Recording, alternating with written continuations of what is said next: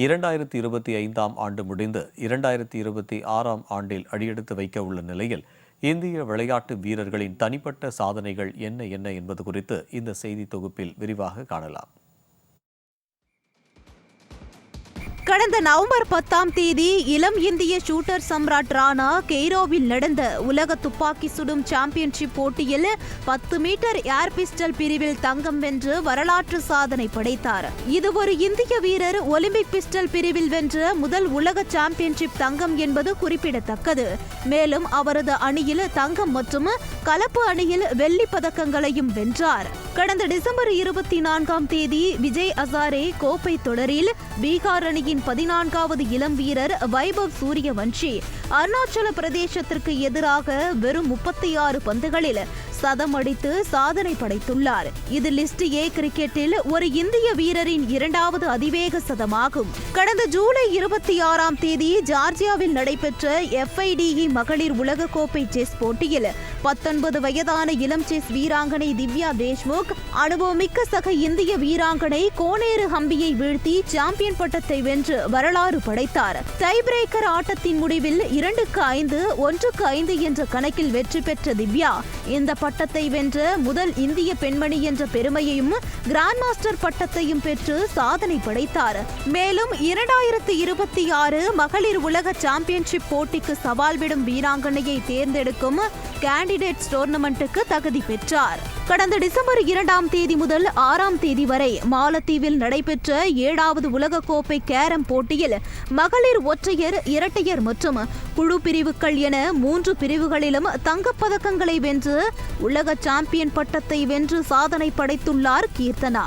சென்னையை சேர்ந்த தமிழக வீராங்கனை கீர்த்தனா வறுமை, குடும்பச் சூழல் போன்ற தடைகளை தாண்டி இந்த பதக்கங்களை வென்றுள்ளார். இந்த வெற்றியின் மூலம் கீர்த்தனா சர்வதேச கேரம் அரங்கில் இந்தியா மற்றும் தமிழகத்தின் பெருமையை உயர்த்தியுள்ளார்.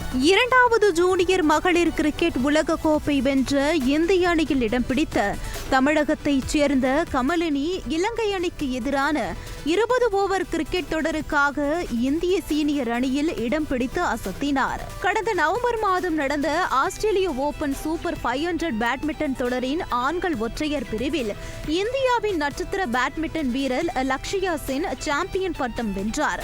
ஜப்பானின் யூஷி தனகாவை 21-15, 21-11 என்ற செட் கணக்கில் தோற்கடித்து 2025 முதல் பெரிய பட்டத்தை வென்றதுடன் தனது சிறந்த ஃபார்மிற்கு திரும்பினார்.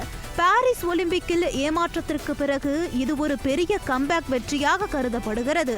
Avinash Sable 3000 metre steeplechase போட்டியில் தங்கம் வென்றுள்ளார். குறிப்பாக 2023 ஆசிய விளையாட்டுப் போட்டியில் தங்கம் வென்று இந்த பிரிவில் தங்கம் வென்ற முதல் இந்தியர் என்ற சாதனை படைத்தார். மேலும் 2025 ஆசிய தடகள சாம்பியன்ஷிப் போட்டியிலும் தங்கம் வென்றார். இது 36 ஆண்டுகளுக்கு பிறகு இந்தியாவுக்கு கிடைத்த தங்கமாகும். 2025 நடைபெற்ற ஆஸ்ட்ராவா கோல்டன் ஸ்பைக் தடகள போட்டியில் இந்தியாவின் நீரஜ் சோப்ரா சாம்பியன் பட்டம் வென்றார். அவர் 85.29 மீட்டர் தூரம் ஈட்டி எறிந்து தங்கப்பதக்கத்தை தட்டி சென்றார். இது பாரிஸ் டைமண்ட் லீக் வெற்றிக்கு பிறகு அவரது தொடர் வெற்றிகளில் ஒன்றாகும். இந்திய அணியின் முன்னாள் கேப்டன் ரோஹித் சர்மா ஒருநாள் போட்டிக்கான தரவரிசை பட்டியலில் முதலிடம் பிடித்தார். இதன் மூலம் அதிக வயதில் முதலிடம் பிடித்த வீரர் என்ற சாதனையும் அவர் படைத்தார். மேலும் இந்த ஆண்டு முடியும் வரை இவர்தான் தொடர்ந்து ஒருநாள் போட்டிக்கான தரவரிசை பட்டியலில் முதலிடத்தில் உள்ளார் என்பது குறிப்பிடத்தக்கது. ஜெயா பிளஸ் செய்திகளுக்காக செய்தியாளர் முத்துக்குமார்.